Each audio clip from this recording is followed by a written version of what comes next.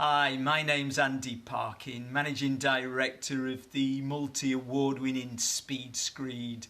Thank you very much for your question, Alyson. And that question is, how soon can I lay engineered oak floor on the Screed? So of course, moisture is something that needs to be controlled. It can obviously cause damage and issues with any type of engineered wood. So really, the magical numbers are going to be 75 relative humidity.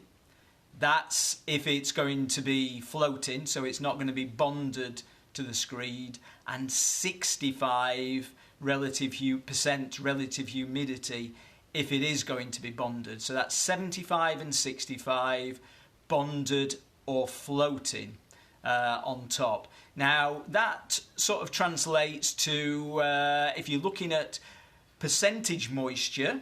So percentage moisture, you can take that with a carbide bomb test. You can use an indicative meter such as a Tramex encounter meter to give you a percentage. And cement based products, you're looking at 2.5% of moisture.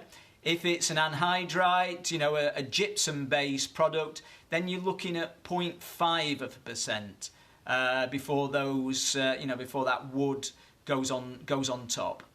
So if you're actually looking at the relative humidity test, then that would be the hygrometer. So generally that would be a humidity sleeve, then is left to reach equilibrium overnight, and then the test taken the very next day. So that's the general process for taking it. But the figures that you're looking for, Alyson, are 75 if it's floating, 65 if it's bonded.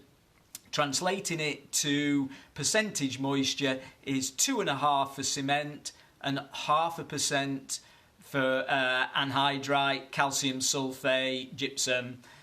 Goes under a few names.